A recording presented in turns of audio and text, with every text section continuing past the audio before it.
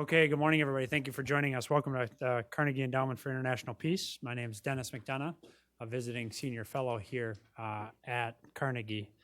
It's my distinct honor and great privilege to introduce to you the Deputy Prime Minister and Interior Minister of our valued ally, the Netherlands. Minister Ollengren has been in this position of Interior Minister and Deputy Prime Minister since October of 2017. Has had 2 days of intensive meetings here, yesterday with our government colleagues, including DHS, to talk about these matters, and this morning here with us and several representatives of leading tech firms to discuss their view of this enormous challenge. I come to this issue not only with intense personal interest, but with a ardent experience at the front row, with a front row view of the last incident of significant Russian intervention in our elections in the 2016 national elections. So it's with great enthusiasm that we were asked to host the minister on her visit for this part of her visit. So it's a great honor to have everyone here. We look very much forward to your remarks, Madam Minister, and we look forward to the discussion afterwards. So without further ado, the Deputy Prime Minister and Interior Minister of the Netherlands. Ma'am, over to you. Thank you. Morning. Good morning, everyone. Thank you. Ladies and gentlemen, we are here to lay the foundations upon which the statesmen of Western democracies may stand and to create an atmosphere favorable to the decisions to which they may be led. Well, you might think that would be quite an ambitious task for today, but luckily it isn't our task, because these are not my words, but Churchill. Churchill, he said this in 1984 at the Congress of Europe. He was, of course, one of the most important founders of Europe, and his primary objective back then in 1948 was to make it clear that the key issue was cooperation.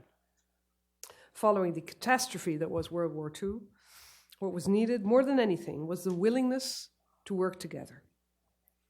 Because in the trenches, in the face of the shell fire in the First World War, and afterwards in the concentration camps and in bombed out cities, in the gulags and while queuing for food, men and women dreamed of an undivided and free Europe.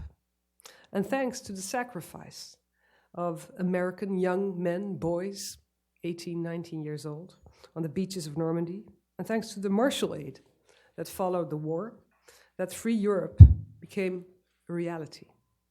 And thanks to people like Winston Churchill, who through their strength showed us the signs of hope, an undivided Europe arose around us. However, this European project, it's never complete. It's always in a state of flux. Cooperation in Europe is remarkable for its ambitions and also for its perseverance. It's a task that requires our constant attention. It requires hard work. It's a form of cooperation that for many people is a sort of a constant source of surprise and sometimes even admiration. How could it be that a group of countries, once so torn apart by war, cooperate so closely? How is it possible that countries are willing to give up their own currencies for a new single currency? How is it possible for a group of countries to voluntarily surrender part of their national sovereignty? Because that's what we've done in Europe. It's been done with a remarkable speed. Europe has rebuilt itself and it's become one of the world's largest trading partnerships in a market with 500 million consumers. Nonetheless, the foundations on which Churchill referred are not purely economical. They do go deeper than that, and they should. As a consequence of that devastating war and regimes of terror, we understand, perhaps better than anyone, what it means to be robbed of the most elementary fundamental rights and basic human dignities. So in response, over the last 70 years, we have joined Churchill's in stating that the fundamental rights of every citizen in Europe must be protected. And that's not self-evident. It demands constant effort, certainly in the current era, in which internal and external forces are threatening democracy and its intrinsic values. we're faced with the major challenge of upholding those values in the modern digital domain. So let me give you a couple of examples. Last May, the European General Data Protection Regulation, GDPR, was introduced. It's the aim of Europe, even in the digital world, to continue to protect the privacy of Europeans, a fundamental right of which the founders of Europe in their age of telegrams and fixed telephones were probably not even aware.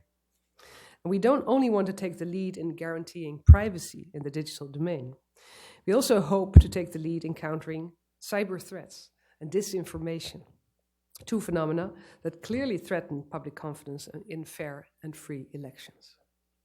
Recent examples have made that abundantly clear. During the referendum about Brexit in the UK, people went to the polling station with a pen because they were afraid that if they used a pencil, the mark would be rubbed out. And if they did use a pencil, the message was, you should press hard. That is worrying. And last year we saw elections in Italy. A great deal of fake news was spread via social media. Politicians were accused of nepotism at taxpayers' expense, and it all turned out to be incorrect. But it increased the distrust of citizens in politics. And during the French presidential elections, the then candidate Macron reported that his party's website were the targets of cyber attacks. So my visit to Washington, D.C. so far has strengthened me in saying the threats are real on both sides of the Atlantic, and we need to step up our game. Protecting elections is the core task of a government, making sure that they're free and that they're fair. However, it happens at a boundary line because as a government, you wish to protect the freedom of speech, the freedom of press, the freedom of debate. You don't want to censor, you don't want to restrict that. Government is not an arbitrator of truth. So our approach is twofold. Firstly, we step up our efforts to make sure that technology operates in the interests of democracy. Representatives of the big tech companies, Google, Facebook, Twitter, and others, they signed the EU Code of Conduct against disinformation. In our view, self-regulation of this kind is meaningful and an important first step by these companies, and they are taking responsibility, and that's very important. I think we should continue to closely monitor these developments, but we need more transparency and engagement in the light of elections that are coming up in Europe May this year. Secondly, we step up to strengthen the resilience of our democratic systems, and the Dutch government is planning a campaign to raise awareness on media literacy. The campaign will pass no judgments on the truthfulness of content. It is instead up to citizens to decide for themselves, to be critical. Now, the reason I'm here, as I said, is that these problems are not exclusive to the European Union, to Europe. And that is why I'm so interested in understanding your views on these issues and to hear and to learn from your approach. So we need to reach out across the Atlantic. We need scientific communities, civil societies. We need all of us to help to tackle this issue. We representatives of a shared history, a history that stretches from Athens to Amsterdam and Washington, D.C. We share a civilization. That unity of values and desires, it presents us with new tasks and with new challenges. And the values of that civilization are universal and they're unique, that in a way that they permeate our history and our solidarity with each other. The central lesson of that past is that if Europe and America are divided, the outcome is generally tragic. But if we stand together, then we can overcome any calamity. And perhaps today, we could again succeed in laying foundations upon which, as Churchill said, Western democracies may stand, but this time in the digital age. Thank you.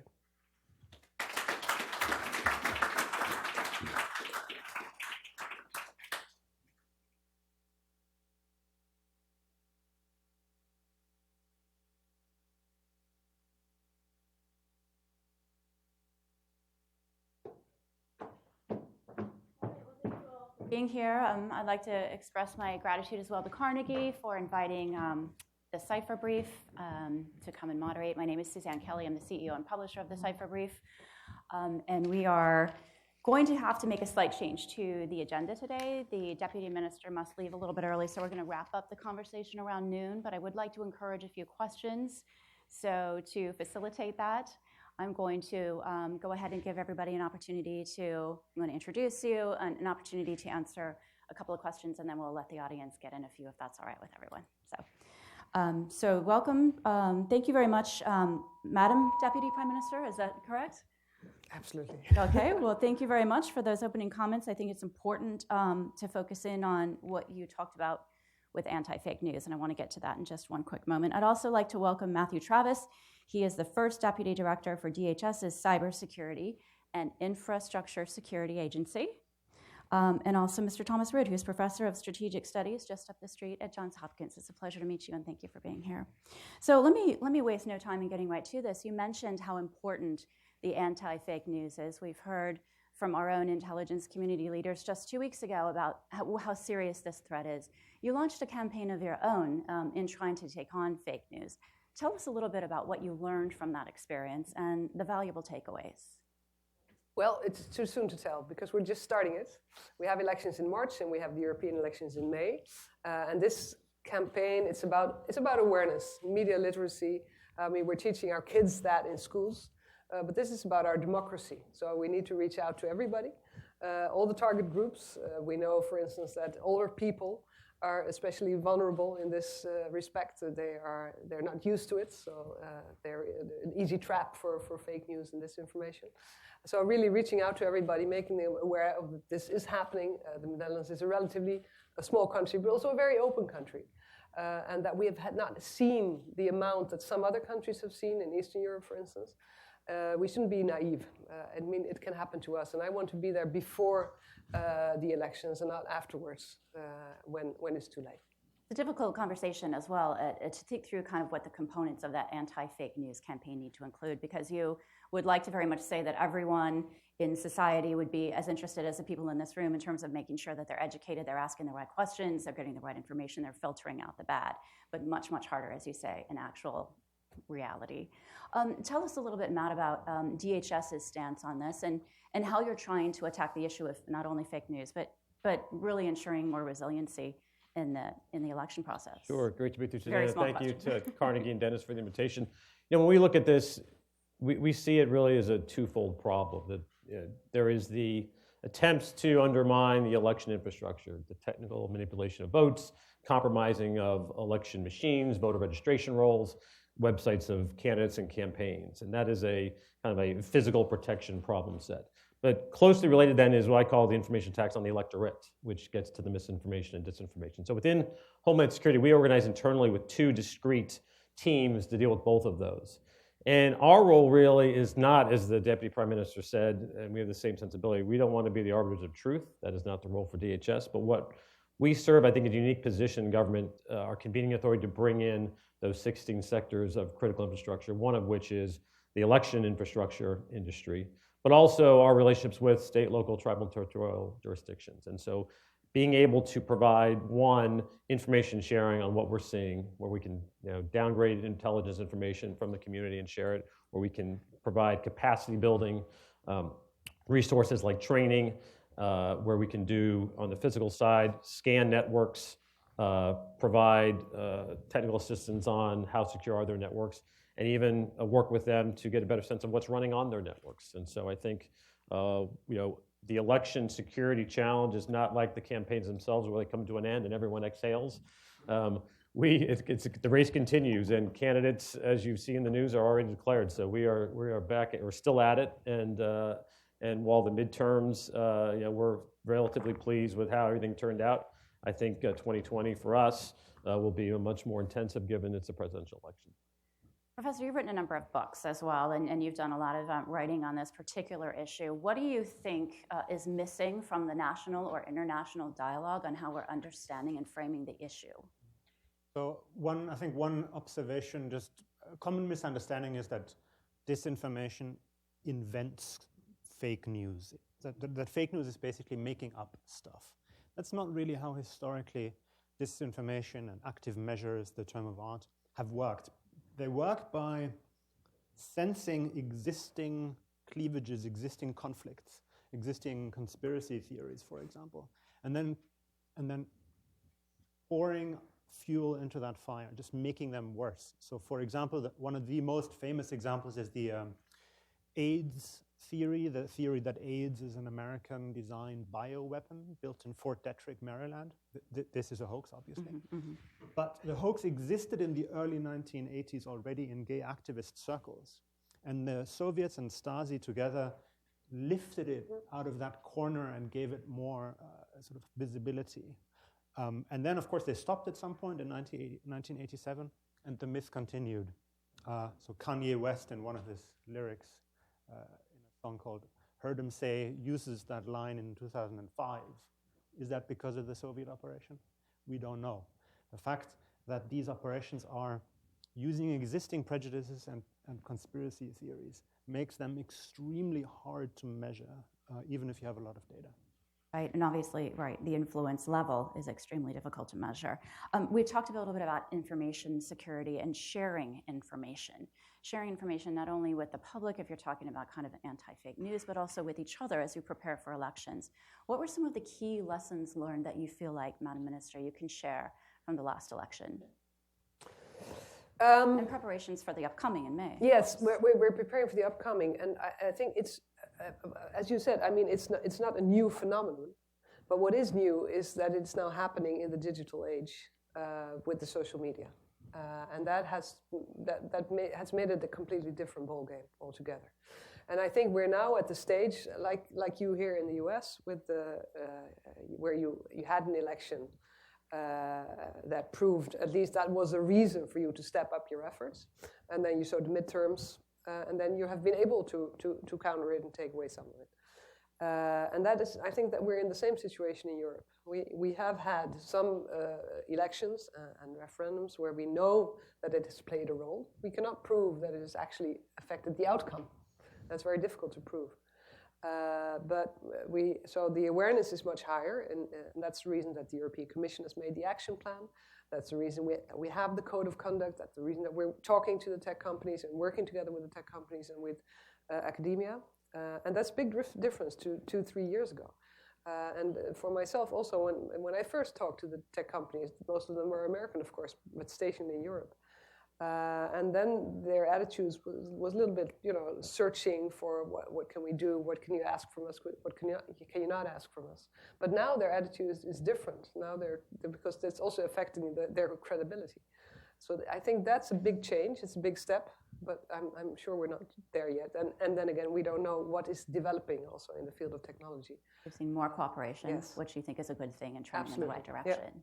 Let's talk about the upcoming election in 2020, because we heard Dan Coates just recently testify before the Senate that the adversaries are still out there. They're still looking to influence the election. What are you seeing, and what lessons might you be able to share from what you're seeing now?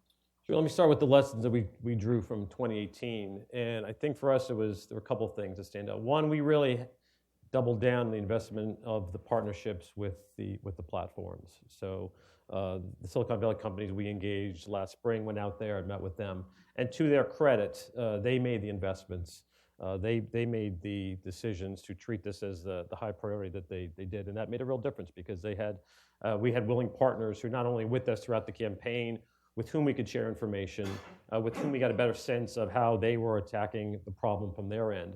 But up until election night, when we had representatives of Twitter and Google and Facebook and Microsoft with us, either in the room or on the screen, so that when there was some anomalies that we saw in terms of misinformation and disinformation, we could work with them.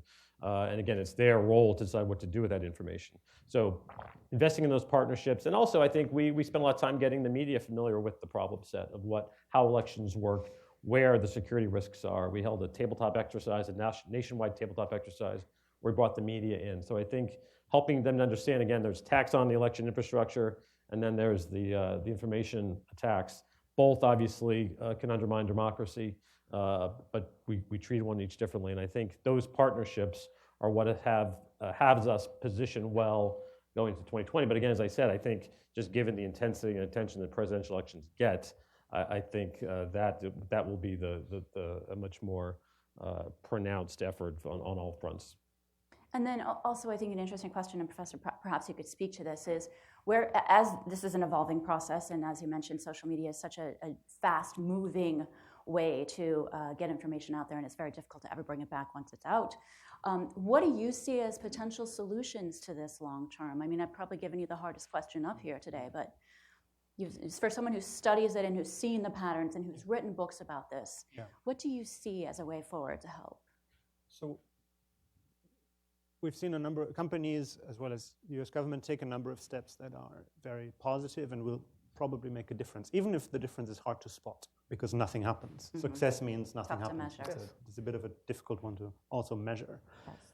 But Twitter, for example, has published a lot of data from the St. Petersburg troll farm, around 10 million tweets. And that's an extremely rich data set to work with. So let me just tease out one finding. We saw in 2016 that the Internet Research Agency amplified existing fissures and conflicts within the US.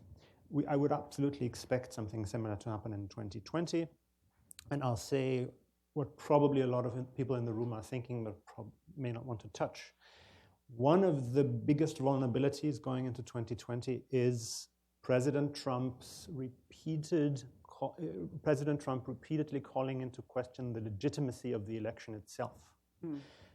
Now, that is fodder for any disinformation campaign because they will certainly try to amplify that message, calling into question whether the outcome of the vote is legitimate or not. That is ultimately also a Russian goal. And then here, I think we are facing we as pundits, journalists, experts, government officials, we're facing a very difficult evidential problem. Because any disinformation campaign that will tap into what will happen in 2020 will most likely be minuscule in effect in comparison to domestic political currents and developments. So we risk exaggerating the effect of disinformation. We basically risk building up Russia into an adversary that looks stronger and more powerful than they really are. So it seems very simple to say something like this, but do we need to be looking to candidates as well for the responsibility on them to not be generating information that may not be 100% true, that may not be something that you can prove, or do candidates need to take more responsibility in making sure the information that they're putting out is accurate? Would you like me to respond to that? That's a very difficult question because now we're talking politics, right? Yes, sure. I'd like all of you to respond to it, actually. I think it's... We like candidates to make sure that they're practicing strong cyber hygiene measures, that their password regimes and their networks are scanned, and we stand by DHS. We did throughout the 2018 cycle work with the DNC, the RNC, individual campaigns to scan their networks, to do vulnerability assessments of their electronic infrastructure. So that's where we take the security angle. I don't have any opinion on. I think that's a very acceptable answer from DHS. 100%. I would just say this, given the history of statements and I'm sorry, this is a political thing to say, but it has to be said. Given the history of statements from Donald Trump on the legitimacy of outcomes of election, the system is rigged in 2016, but he continued along those lines. I think it is an important conversation to have among elected members of Congress, especially in the Senate, possibly among former presidents of the United States, people who have the weight in a public discussion to step into a very fragile moment on election night, on November 9th, when possibly the question comes up, are we dealing with a legitimate election here and what happened? And so we need, in a situation like this, there are only very few people who can de-escalate and create sort of the perception of stability. And I think it is crucial to have this conversation ahead of time. I'm sure it's happening already, but I think it's an important one to have. You're looking at academics and you're looking at media institutions to be able to weigh in on the impact of something, whether or not it's intentional or not in terms of the message. There's an impact there. I think we're really looking at senators and elected officials. And how do you look at this from outside the U.S. And think, what lessons are we seeing that we can take away? Well, there are many lessons. First, perhaps, let me go into this issue also, not of course in the American situation, but in the Netherlands. I think the principle of a democracy is that you have freedom of speech. Yes. And the exchange of ideas.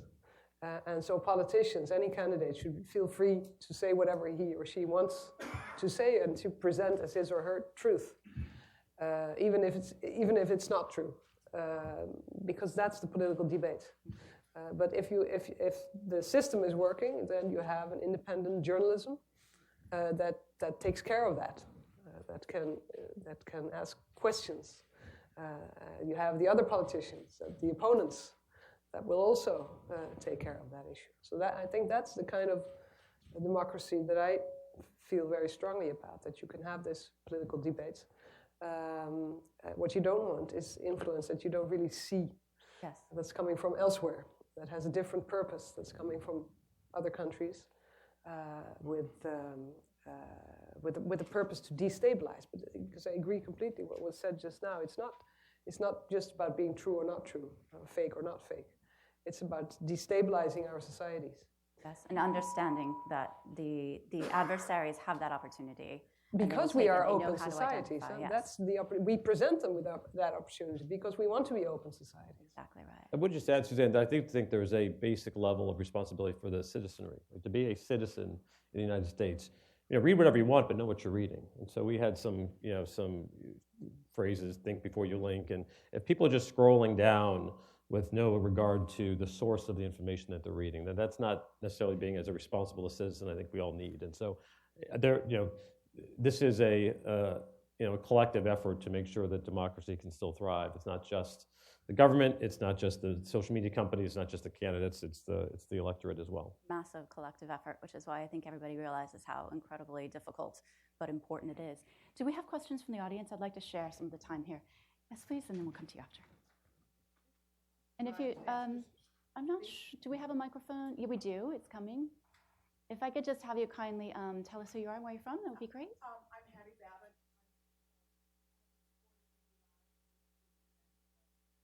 I have a question for Professor Ridd. Ridd, did I say that right? That is the idea, which I'd not heard before, so I'm of having trusted voices speak on election night about the legitimacy of the results of the campaign. On one hand, that's a very appealing idea to me, and on the other hand, I think about poor General Powell, who went up before the United Nations and testified that there were weapons of mass destruction after having been briefed by the intelligence communities that there were. So I wonder how you can, what system could possibly reassure a Jimmy Carter and a George W. Bush that they were comfortable saying those things? Well, I think you may be in a better position to answer that question than me. I'll just say briefly, some of the work that has been done at DHS and elsewhere is creating visibility, if I'm understanding you and some of your colleagues correctly, into potential attacks, cyber attacks against election infrastructure. And of course, attacks against the debates, the public debates are visible by default. Sometimes not openly visible, but we can see them. So it's not a problem that will appear in a flash on election night. It is a problem that will slowly arise, and we will see it. Yeah, I would just say that we see ourselves as trying to improve people's ability to make risk-informed decisions. And so everything we do is geared towards promoting and sharing information so that whether it's the candidates, whether it's the parties, whether it's the social media platforms or the public, that they can understand the threats and vulnerabilities into what they're reading. So I don't think I have an answer to your central question, but that's all I'll say on that. Understanding the threat in a timely way, I would think is equally as important, and it kind of loses its effectiveness weeks later. Or question. Thank you very much. Voice of America Russian Service. Thank you very much, ma'am, for being here today. I think Netherlands were probably one of the first international victims of fake news, with all these dozens of fake versions of shutdown of MH17 5 years ago. And my question is related to MH17. Did you discuss it here in the United States, maybe requesting some help or something else. What is the nature of talks of government of Netherlands with Russians? Because now we have statements of Russian foreign ministry confirming these talks, still denying any responsibility. Do you think that Russia is responsible for shutting down MH17? And what's the roadmap for bringing those who did it to justice? Thank you. Those are lots of questions, but very important questions. It's true that we have been affected by disinformation concerning the MH17, so that was a vulnerability in our society, this terrible disaster that happened. And it has affected also our relationship with Russia ever since, and it still does. We have two tracks that are still ongoing. So for the criminal law, there is an investigation team that has researched what has happened and that has found proof that there was a Russian Buk missile that shut it down. So the proof is there, but the court hearings still have to happen. And there is the international track. So we're holding Russia responsible together with Australia, with another affected country. And in the context of that process, there will be talks with Russia. That is what you've been reading about. And they are being prepared today. And your question, if it's been, it's part of the discussions that I've had here. Yes, because MH17 for us is extremely important. We have always depended on the cooperation of the US. And still are. It's very important to us. There was one American citizen on board. But aside from that, the US has always proven itself a very valuable partner. And it's important for us to keep them up to date and to keep them involved in.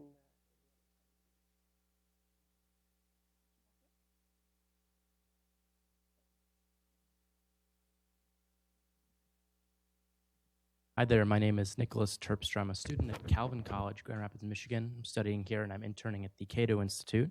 I had a quick question for perhaps Mr. Ridd and Mr. Travis. By and large, would you say that the things that we've been seeing are more undermining on social media, the elections, or more directed at candidate support, especially, say, 2016 and 2018? Which of the two types of quote-unquote fake news are more popular?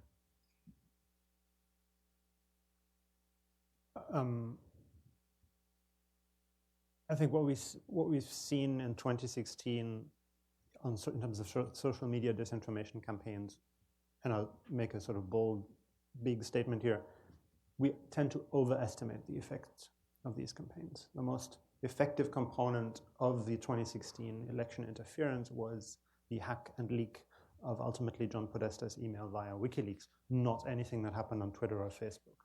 So while it's important to work with the data that we have, we really have to be very cautious in assessing effects. You know, keep in mind the Internet Research Agency in St. Petersburg was exposed by Russian domestic investigative journalists 4 weeks after it was created, and it continued to be an ongoing story. It's a very unprofessionally run operation.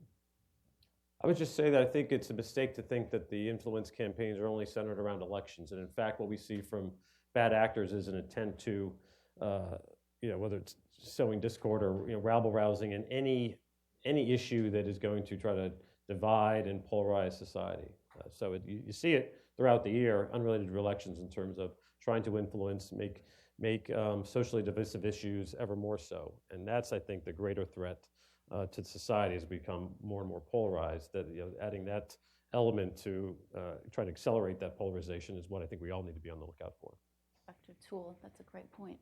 Yes, sir. Back here in the.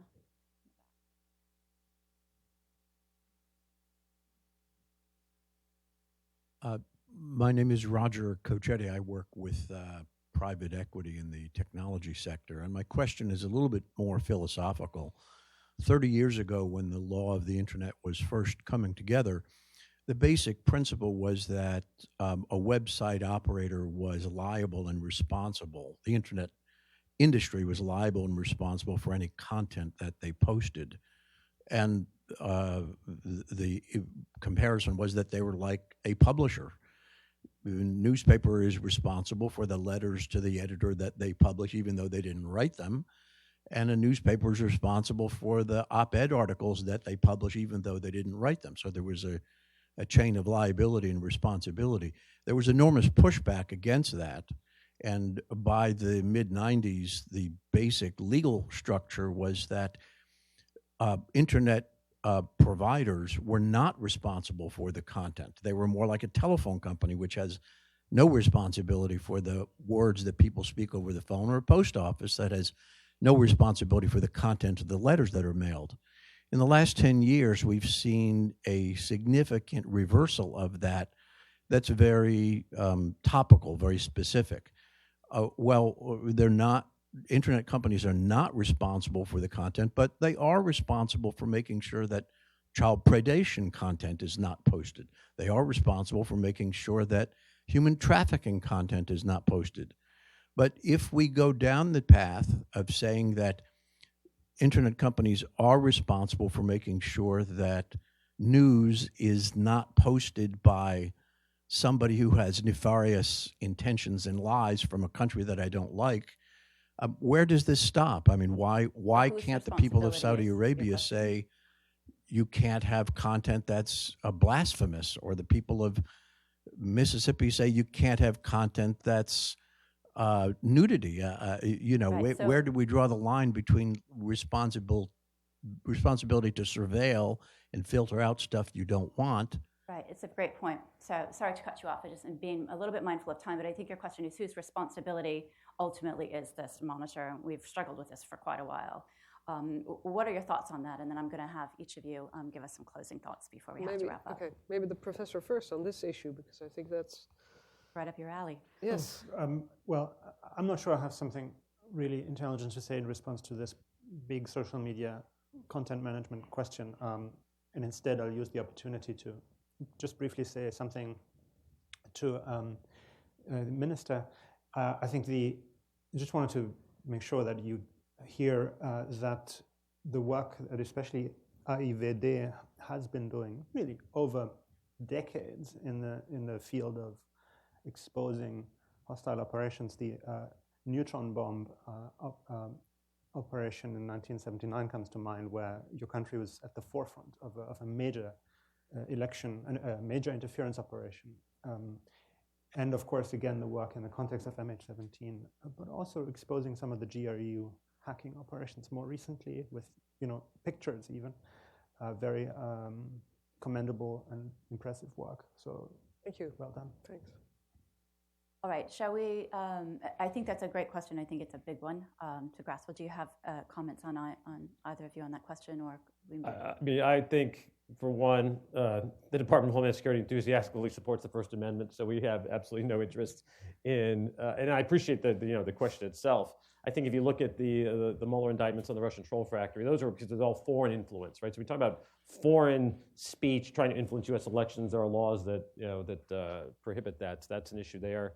The rest of it, I think, is great issues to take up in academia and other public fora. So sure we will. Any final thoughts? Oh, lots of them. But I think we have to wrap up. Yes. What should we walk away with from this? Yes. What should we walk away? I think to step up our efforts to work together. I was very inspired I visited DHS yesterday. It was very inspiring. I think some of it we're doing already in the Netherlands, but I think we have to do more of it. And I want to leave you with the concern that we have. That free speech is the essence of everything. So we always have to respect that. And if you have that as your sort of fundamental position, then all the other things you can do in a coordinated and a cooperative manner. And we need each other. So not only are the tech and the platforms mostly American companies, but as I've been talking to them, I understand also that they have more. They're trying to understand our culture in Europe and our way of dealing with these issues. And also we understand that Europe is not one country. I mean, Europe is 28 countries, 27 in a couple of weeks' time. And they're all different, and they're different cultures and different traditions and different histories with Russia, for instance. So we have to keep all of that in mind, but still find ways to work together. It was the phrase when I was in the Navy. It was when you're driving ships, that vigilance is the eternal price for safety. And I think vigilance is the eternal price for democracy. I think it's incumbent upon all of us to understand what we're reading, where it's coming from, and this notion of a collective effort from the social media platforms, from government, from the citizenry. There are places to go to find out where this is coming from. The Atlantic Council, the Alliance for Securing Democracy do great work, publicly available on showing, not from the government, on where some of these global ne'er-do-wells are, what they're putting out there. And I think the message that we have from DHS is we want to continue to work with our partners from the states, from the localities, from the technology companies, but also the citizens need to be more vigilant. And that's one of DHS's biggest challenges is the education component too, right? Professor, any final thoughts? No, I think we've heard enough final thoughts. Wonderful. Well, I'd like to thank each of you again. I know that the minister has to move on to appointments this afternoon, but thank you so much for sharing some of this. I think we could have dug into any of these issues and talked extensively about any one of them. So thank you. And thank you again to the Carnegie for allowing us to be here, and to you for coming and listening and asking questions. Thank you.